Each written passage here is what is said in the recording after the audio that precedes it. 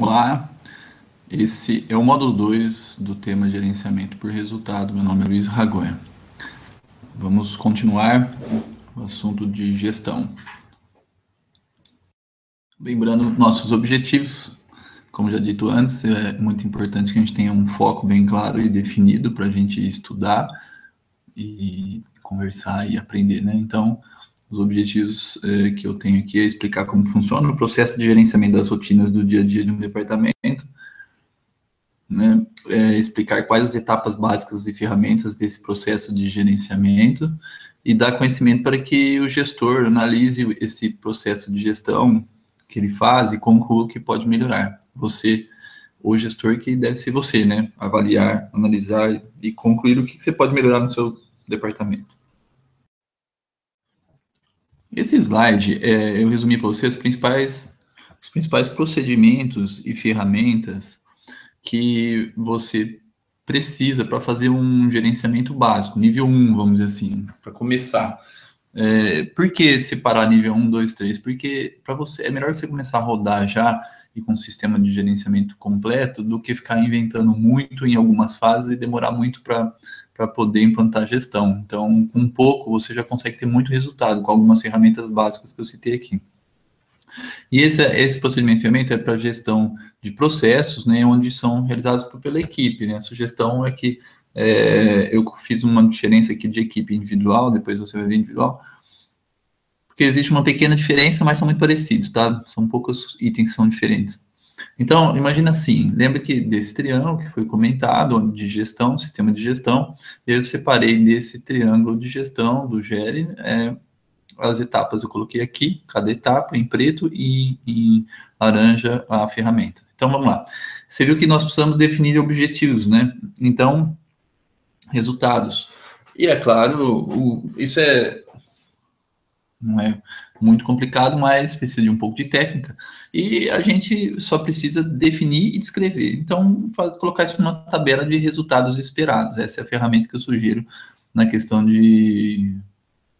do foco dos resultados, né, do passo resultados.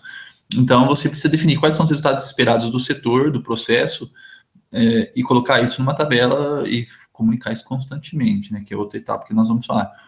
Então, você precisa ter escrito. Agora, qual que é a diferença de resultados esperados e medidores e indicadores? O resultado esperado pode ser um medidor, alcançar um determinado índice que é medido ou não. Então, por exemplo, você pode ter como resultado esperado do setor de cobrança entregar o relatório até o dia 30, entregar o relatório mensal até o dia 30, resultado esperado. Mas isso seria um resultado esperado. Agora, o que seria um medidor? Medir quantas vezes foram entregues o relatório no dia 30. E aí a meta poderia ser entregar 100% no ano. Então, em 12 meses, entregar todos os 12 relatórios no prazo. Aí seria um índice, uma meta com um medidor, tá? Que é diferente só do resultado. Então, lembrando, o resultado esperado, entregar o relatório mensal até o dia 30. Medidor, quantas vezes se entregou até o dia 30.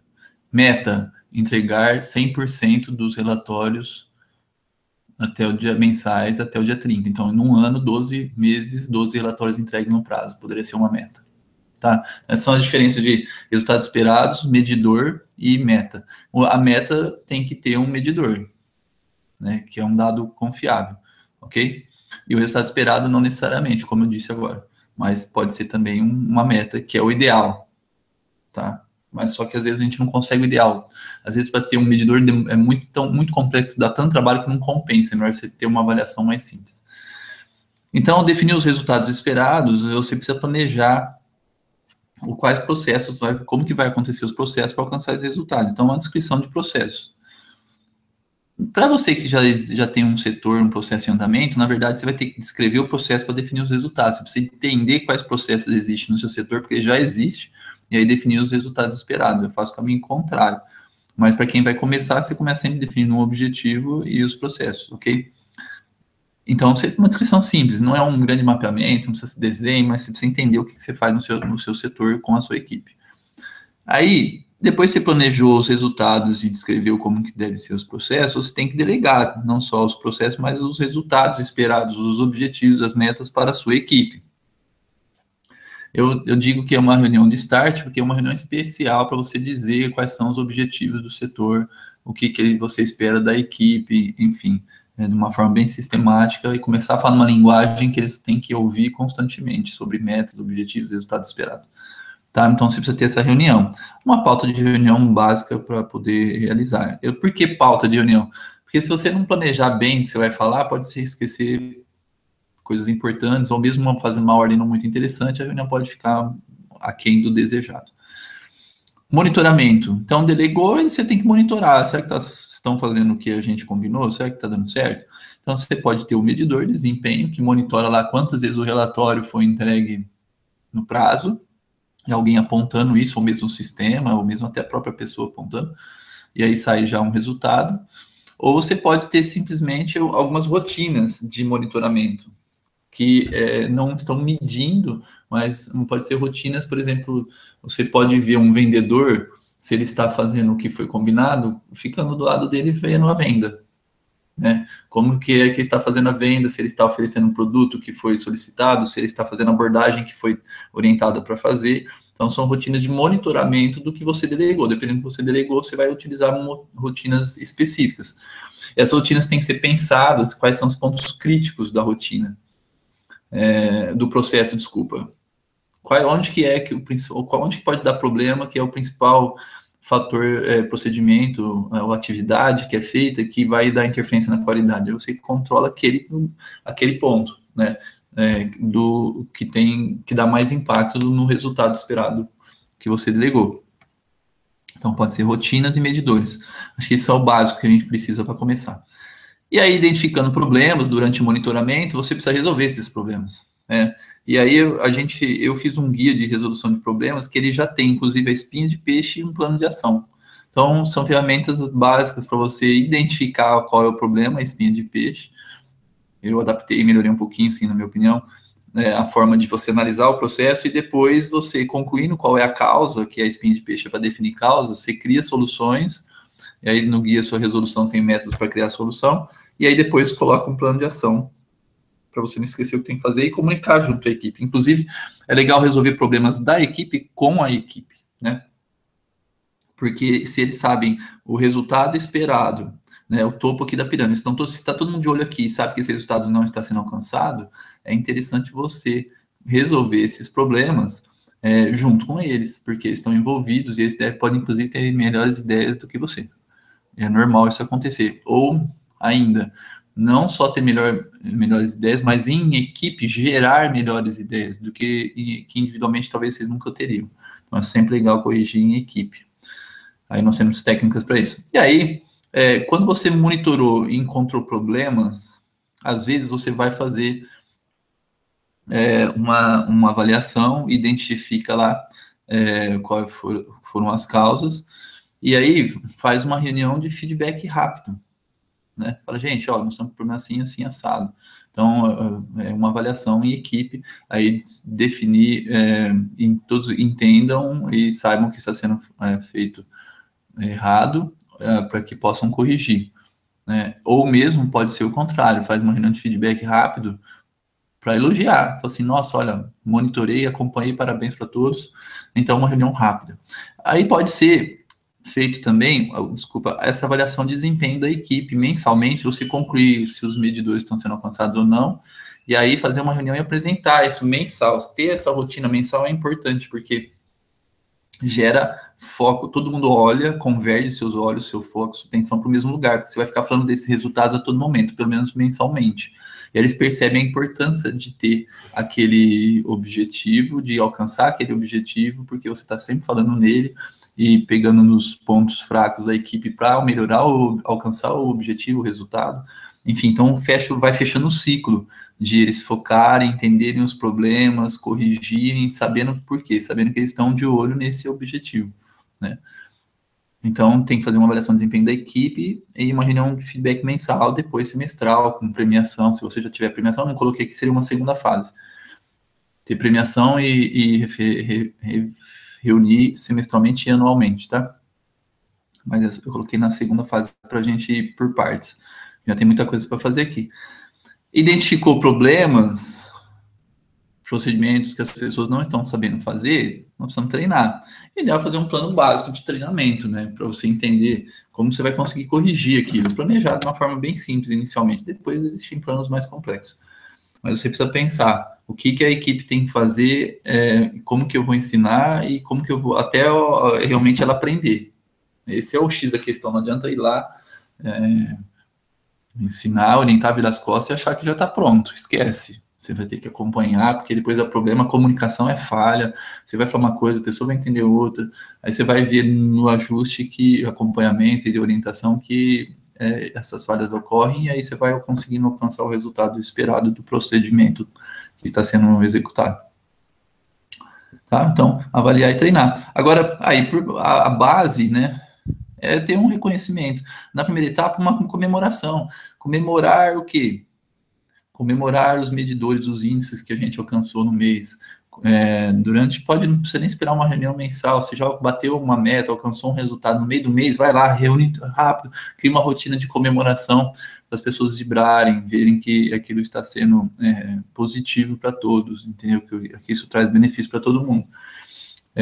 E depois existe processo de recompensa, mas eu acho que agora a primeira etapa é isso aqui, fazer esse ciclo girar, né? Você vê que nós falamos de todas as etapas.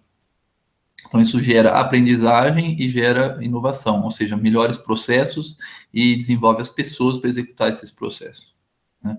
Então, isso é um ciclo de incentivo, foco, né, a base incentivo, reconhecimento, recompensa, dar um foco e gerenciar para que os processos aconteçam de uma forma realmente que é esperada, tá bom? Então, essas são as ferramentas básicas que eu acho que é interessante ter e desenvolver bem no nível básico mesmo, nada muito avançado, mas que já garante um ótimo resultado para a equipe.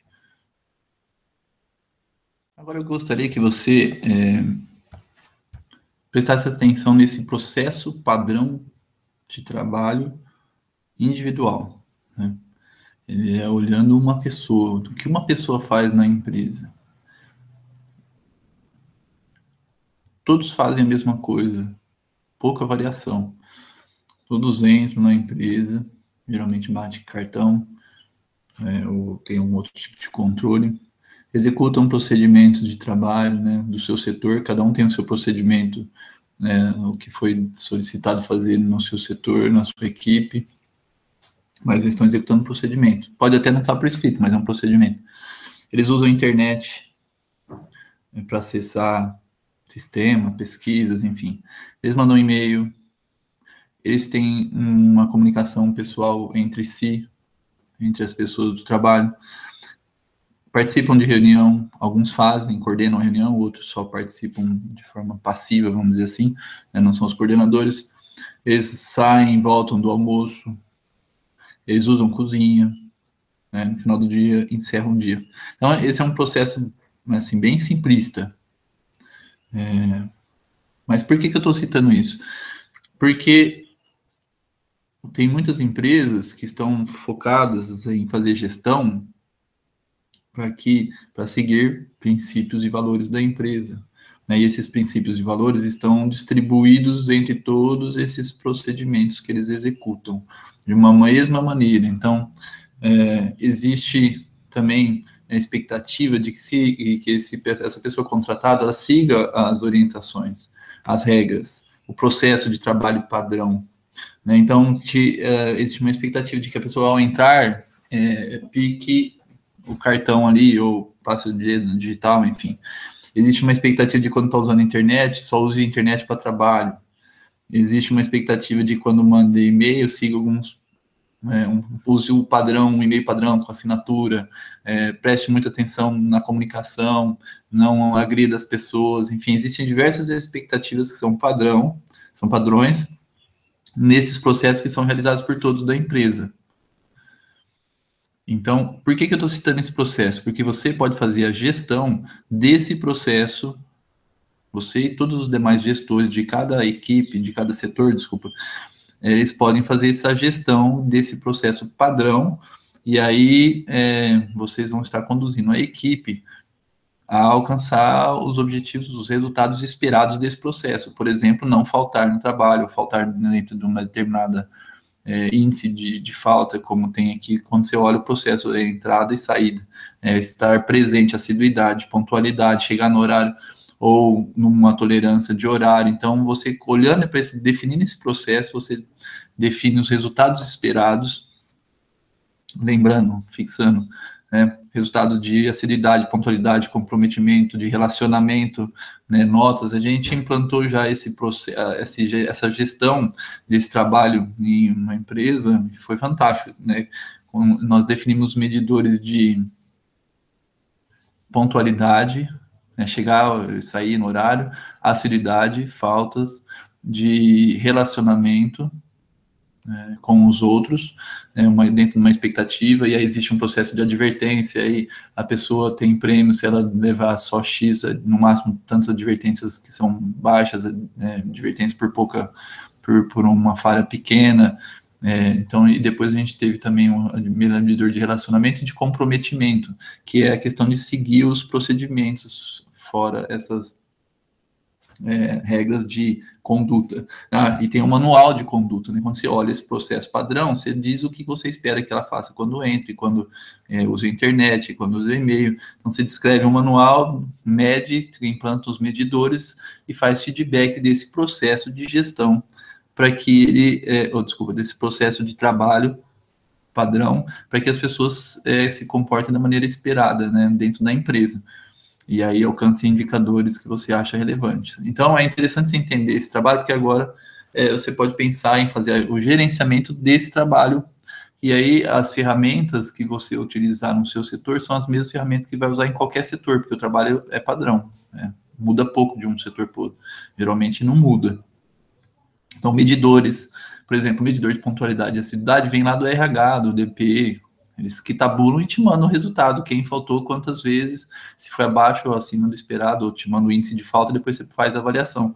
Então, e aí você faz um feedback para a pessoa que está faltando muito, ou não dá prêmio, enfim, aí tem aquele sistema de gestão. E isso pode ser utilizado por qualquer departamento. Então, geralmente, quando implantam em todos os departamentos da empresa, né? Porque é um processo que o RH vai fazer alguns indicadores, você faz outros, e aí junta isso, faz um processo de avaliação, reconhecimento e recompensa para alcançarem um resultado esperado pela empresa. Tá? Então é interessante entender esse processo, que agora você pode pensar nas ferramentas para isso. Então, esse slide eu coloquei, é muito parecido com o anterior, eu sublinhei onde que está diferente daquele slide de ferramentas de gestão do processo da equipe, tá? Esse aqui é para aquele processo padrão de trabalho individual. O que você vê no mercado, né? Eles têm um resultado esperado, igual o outro processo, que é um processo, né? Então tem o resultado esperado, objetivos, ok, é igual. Aí no planejamento tem uma descrição de cargos, né? O que cada um tem que fazer. Essa descrição de cargos é usada para recrutamento e seleção, para treinamento, né? Enfim, tem todos os momentos que você precisa saber o que o funcionário faz para poder fazer gestão. Então, essa é a diferença já do anterior, que eu tinha falado de gestão de processo. Lá era mapeamento de processo, aqui é de cargos, que é do indivíduo. Aí o manual de conduta, que é como você deseja que ele haja, proceda dentro da empresa. Né? Então, o manual de conduta são as regras que são solicitadas para os colaboradores cumprirem. E as regras são comuns a todos. Né? Então, nesse planejamento, tem descrição de cargo e manual de conduta. O manual de conduta é a base para você poder fazer os medidores, né, junto com os resultados esperados. Então, delegar uma reunião também, delegar, todo mundo precisa saber quais são esses resultados esperados, por que você está fazendo aquilo. Monitorar medidores de desempenho, só que os medidores de desempenho são medidores de desempenho desses resultados, né, esperados. Então, o medidor, como eu disse, eu acho que os principais, né, são pontualidade, assiduidade, relacionamento, comprometimento e convivência, que é a questão de seguir os outros itens do manual, acho que não faltou nenhum. Então, esses são medidores padrões para toda a empresa. E você pode ter algumas rotinas de monitoramento também, dependendo do caso, do que você está monitorando, do que você deseja alcançar. Resolver problemas, as mesmas ferramentas, né? Resolver problemas para melhorar o processo, né? Esse processo padrão de trabalho e que as pessoas sigam esse processo. Avaliação muito parecida, só que a avaliação de desempenho aqui é individual, aquela avaliação é em equipe, e o feedback também é rápido e mensal, individual, não em equipe. Quando a empresa implanta já o processo de equipe e o individual, o feedback é um só, né? No feedback individual, ela fala dos resultados da equipe e fala do resultado individual. Mas existe, sim, uma reunião para todos, né, para falar de resultado de equipe e uma reunião individual para falar sobre o comportamento da pessoa, né, individualmente. Tá, então o que muda aqui é o processo individual. O treinamento também, um plano de treinamento básico para você orientar a pessoa para que ela faça o que precisa ser feito. Mesma coisa. E também um processo aí de comemorar que os resultados esperados individualmente estão sendo alcançados, né? Eles visualizarem que isso está sendo positivo. Então, essas seriam as principais ferramentas, os principais procedimentos para que implante esse processo de gestão do processo padrão, né? Você vê que eu falei agora, o processo de gestão é um processo também. Também você pode identificar o seu processo, né, como esse aqui que a gente está desenhando agora. Isso aqui é um processo, definir resultados, planejar, delegar, monitorar, resolver problemas, avaliar, treinar, reconhecer e recompensar. Então, é um processo, esse aqui é o processo de gestão. É um processo de gestão para gerenciar o processo de padrão de trabalho individual. Olha que bacana, né? Se deu um nó na cabeça, respira fundo e olha de novo. Processo de gestão que o gestor faz para fazer o outro processo funcionar melhor, que é o processo de trabalho individual. Tá? Então, aí estão as ferramentas, ok? Vou chamar a atenção sua para uma coisa que eu não sei se você sabe, então vou falar rapidamente, que não é nosso objetivo aqui, mas é importante você conhecer para, quando ouvir falar, entender a diferença. Existem 3 tipos de gestões, né? No mundo dos negócios, que é muito falado e utilizado. A gestão estratégica, vou pegar meu apontador aqui, gestão estratégica, a tática e a operacional. Vamos pelo mais básico, onde que dá mais trabalho, vamos dizer assim. Trabalho braçal, operacional, onde tem maior volume de procedimentos. É a gestão operacional. A gestão operacional é para, como o nome diz, gerenciar a operação de todas as operações da empresa, todos os processos que foram o que foi o termo que a gente usou e que deve ser usado, né? Processo de pagamento, processo de compra, processo de recrutamento e seleção, processo de venda, processo de promoção da marca, processo de definição e criação de novos produtos, tudo está dentro de uma operação. O dia a dia da empresa está aqui. Né? Se você parar de sonhar, de pensar em melhorar qualquer coisa, você pega a empresa do jeito que está hoje, com os procedimentos definidos e gerencia esses procedimentos para ele manter a qualidade. Básico.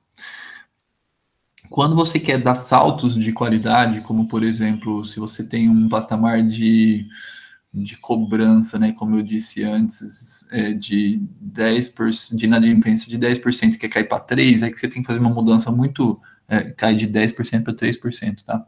E que tem que fazer uma mudança muito grande, você tem que fazer um projeto.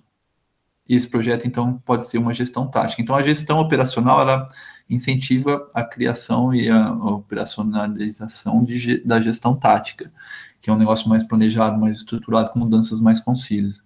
Da mesma forma, existe uma gestão estratégica que pode puxar a gestão tática. Então, o que é a gestão estratégica? Quando a sua empresa, a empresa que você trabalha, foi criada, alguém teve um pensamento, um sonho e foi tornar realidade esse sonho de criar a empresa. Então, uma estratégia, ele criou estratégias de começar pequeno, de começar com um segmento definido, depois abrir para outros, enfim, diversas estratégias para implantar a empresa e ela navegar nesse mercado hoje, né? Às vezes começou com uma fábrica pequena, depois começou com aumentou a fábrica, outros tipos de produto, enfim, tem um caminho da empresa de grandes mudanças que é o estratégico. Então, se você quer, de repente, crescer muito, você monta estratégias de crescimento. E essas estratégias, elas desdobram em planos táticos, né? Como que operacionalizar essas estratégias? Né? Então, desdobram em diversos planos, por exemplo, abrir uma franquia. Então, vamos franquear, aí tem um plano tático de fazer franquia. E aí pode ser que alcance, pegando exemplo, por exemplo, é duro, hein?